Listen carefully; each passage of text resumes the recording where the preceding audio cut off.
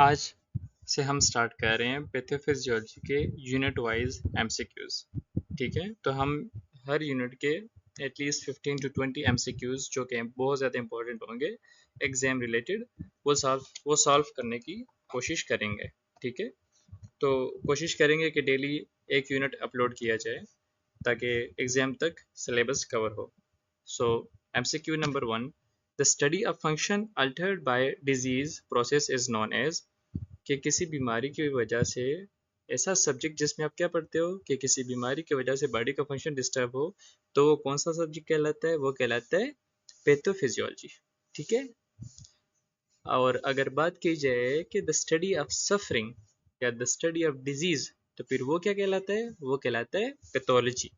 तो दोनों में फ़र्क क्या हुआ? दोनों में सिर्फ इतना फ़र्क हुआ कि पैथोफिजियोलॉजी में डिजीज़ की वजह से जब फंक्शन अल्टर हो जाए और उसकी स्टडी हो तो वो पैथोफिजियोलॉजी कहलाएगी, और डायरेक्ट अगर स्टडी ऑफ डिजीज की बात हो या स्टडी ऑफ सफरिंग की बात हो तो कहलाएगी पैथोलॉजी। ठीक है, question number 2, when the aetiology of disease is unknown the disease is said to B.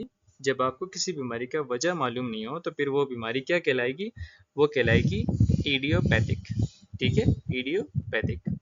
Question number 3, the characteristic combination of sign and symptom associated with a particular disease is called कि किसी particular disease के related आप sign and symptoms जो पढ़ते हो उन दोनों को कंबाइन करके हम क्या कहते हैं उसको?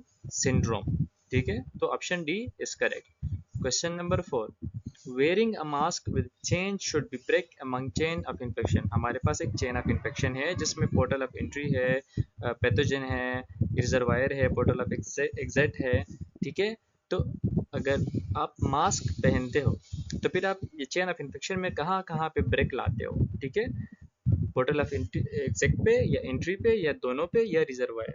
ठीक है, तो दोनों पे जब आप मास्क पहनते हो ना, तो एक तो आप पोर्टल ऑफ एग्जिट बंद हो जाते हैं कि अगर आपको फॉर एग्जाम्पल खुद कोई बीमारी है, फ्लू है वगैरह, और वो फिर या कोई ऐसी ट्रांसमिटेड जो एयरबोर्न है जो आप एयर के थ्रू ट्रांसमिट कर सकते हो, लेकिन अगर आप मास्क पहन लेते हो तो फिर वो आप तो खुद बीमार रहते हो लेकिन दूसरे बीमार नहीं होते, तो आपने पोर्टल ऑफ एग्जिट बंद कर दिया। ठीक है, पोर्टल ऑफ एंट्री ये है कि कोई आप पेशेंट की केयर कर रहे हो, उनको कोई एयर बोर्न या ट्रांसमिटेड कोई डिजीज़ है, तो फिर अगर आप मास्क पहनते हो तो आप पोर्टल ऑफ एंट्री अपना क्लोज कर लेते हो, तो फिर आपको भी नहीं होता। तो ये दोनों जगहों पे काम आता है, मास्क पहनना दोनों जगहों पे आपके काम आता है। तो option C both is correct.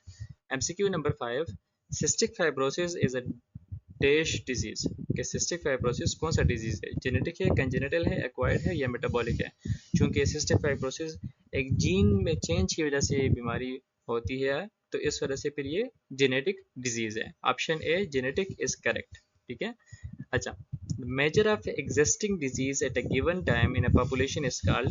ये इंपॉर्टेंट डिफिनीशन है, इंपॉर्टेंट एमसीक्यू है, इसको लाजमी याद रखें कि measure of existing disease at a given time in a population, की किसी पॉपुलेशन में एक खास वक्त पे डिजीज का जो डिजीज मौजूद हो उसकी अगर आप मेजरमेंट करते हो तो वो क्या कहलाती है? वो प्रिवेलेंस कहलाती है। क्या? Prevalence. Option B prevalence is correct. Option MCQ number 7. Your grandmother is diagnosed with a congestive heart failure and is told that she has 6 months to live. The prediction is referred to as बोलते हैं कि आपकी grand माँ को diagnose हुआ है congestive heart failure. ठीक है, उनकी ये डायग्नोसिस है और अभी उनको बताया गया है, प्रोडिक्शन करी गई है कि उनके पास अभी 6 महीने रहते हैं जिंदा रहने के लिए। अभी उनके पास सिर्फ 6 महीने बाकी रह गए हैं। तो जो प्रिडिक्शन करते हैं, जब हम बताते हैं पेशेंट को कि आपके पास 6 महीने हैं, 8 महीने हैं, 1 साल है, 2 साल का बस मैक्सिमम टाइम है, तो ये प्रिडिक्शन क्या कहलाता है? ये कहलाता है प्रोग्नोसिस। ठीक है, prognosis, not diagnosis, prognosis. Option A is correct. Atherosclerosis is a type of disease dash disease ना, एक्यूट है, क्रोनिक है, सब एक्यूट है या नोजोकोमियल है? जो कि atherosclerosis long term time disease है। ठीक है, ये बहुत साल लेते हैं डेवलप होने के लिए, तो ये कौन सी है? ये क्रोनिक डिजीज। ठीक है, अच्छा, MCQ number 9, which of the following is not the component of pathophysiological process. कि इनमें से कौन सा पैथोफिजियोलॉजिकल प्रोसेस का हिस्सा नहीं है, कंपोनेंट नहीं है, पार्ट नहीं है? तो एटियोलॉजी, पैथोजेनेसिस, मैनिफेस्टेशन, प्रोग्नोसिस। चूँकि पैथोफिजियोलॉजिकल प्रोसेस में हम सारा पढ़ते हैं कि बीमारी क्यों हुई है, किस वजह से हुई है, तो एटियोलॉजी भी पढ़ते हैं कौन से पैथोजन की वजह से हुई है, डेवलप किस तरह हुई है, और मैनिफेस्टेशन साइन सिम्टम कौन से देखने को मिलते हैं। तो ये सारे ऑप्शन ए बी सी तो ठीक है, लेकिन प्रोग्नोसिस हमें पैथोफिजियोलॉजी प्रोसेस में देखने को नहीं मिलता, ये हम इसमें नहीं पढ़ते हैं। तो option D is correct.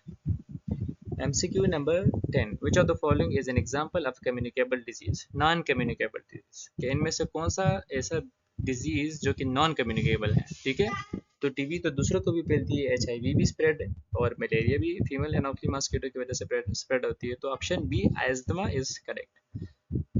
MCQ number 11, which of the following is an example of autoimmune disease? कि इनमें से कौन सा ऑटोइम्यून डिजीज का वो है, एग्जाम्पल है।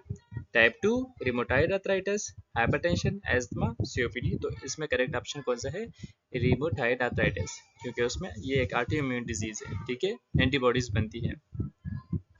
Which of the following is an example of predisposing factor of disease? इनमें से कौन सा एग्जाम्पल है डिजीज का एज अ प्रीडिस्पोजिंग फैक्टर। ठीक है, और तो इसमें से कौन सा है, वो है option C Charlie, age is correct. ठीक है, तो एज हमारे पास अगर ये नॉन मॉडिफाइबल फैक्टर भी लिखा होता है ना, तो फिर भी एग्जांपल क्या होता है, एज इनमें होता है कि एज क्या है, नॉन मॉडिफाइबल फैक्टर है, और ये प्रीडिस्पोजिंग फैक्टर भी है डिजीज का। MCQ number 13, which of the following is an example of genetic disorder? इनमें से कौन सा जेनेटिक डिसऑर्डर का एग्जांपल है, इन्फ्लुएंजा, या ऑस्टियोपोरोसिस, या नमूनिया, या डाउन सिंड्रोम। तो हमें पता है कि डाउन सिंड्रोम क्रोमोसोम में और जीन्स में चेंज की वजह से हमें डाउन सिंड्रोम देखने को मिलता है। तो option D down syndrome is correct. MCQ number 14, which of the following is an example of acute phase reactant? इनमें से कौन सा आपके पास एक्यूट फेज रिएक्टेंट का एग्जांपल है? क्योंकि हमें पता है कि जब बॉडी में कोई इन्फ्लेमेशन हो तो लिवर से एक किस्म प्रोटीन निकलता है जिसको हम बोलते हैं एक्यूट फेज रिएक्टेंट, लेकिन उसका नाम क्या है, सी रिएक्टिव प्रोटीन। तो option A C reactive protein, जो कि लिवर से प्रोड्यूस होता है इन्फ्लेमेशन के रिजल्ट पे। तो ये हमें सी रिएक्टिव प्रोटीन हमारे पास option A is correct. MCQ number 15, which of the following is an example of idiopathic disease? इनमें से कौन सा आपके पास इडियोपैथिक डिजीज है, यानी ऐसी डिजीज जिसका काज आपको मालूम नहीं है। नमूनिया, टाइप 1 डायबिटीज, रिमोटाइड आर्थराइटिस, या अल्जाइमर। तो इसमें कौन सा ऑप्शन ठीक है, Alzheimer, option D. MCQ number 16, cancer is on the rise across the globe, which term describes this phenomena? कि कैंसर अभी पूरी दुनिया में फैल चुका है, तो अब इसके लिए कौन सा टर्म यूज करेंगे, एपिडेमिक, एंडेमिक, पेंडेमिक, या मॉर्बिडिटी? तो इसके लिए हम यूज करेंगे पेंडेमिक। ठीक है, जब पूरी दुनिया की बात हो, इंटरनेशनल सतह पे बात हो, तो पेंडेमिक यूज करेंगे, और अगर सिर्फ एक खास रीजन में, एक खास कंट्री में बात हो, तो फिर एपिडेमिक, ऑप्शन ए यूज करते हैं। लेकिन चूंकि अक्रॉस द ग्लोब बात की गई है, तो हमने पेंडेमिक चूज किया फिर। ठीक है, तो MCQ number 17, the ability of microorganism which can produce injurious substance which damage the host, the term is called, कि माइक्रो ऑर्गेनिज्म की वो एबिलिटी जिसकी वजह से वो कुछ टॉक्सिन, कुछ इंजूरियस सब्सटेंसेस रिलीज करते हो, जिसकी वजह से होस्ट को डैमेज होता हो। ठीक है, तो वो क्या कहलाती है, वो एबिलिटी कहलाती है टॉक्सोजेनेसिटी, टॉक्सिजेनेसिटी। ठीक है, क्योंकि वो टॉक्सिन रिलीज कर रहे हैं ना, इंजूरियस सब्सटेंस रिलीज कर रहे हैं, तो वो टर्म कहलाती है टॉक्सोजेनेसिटी।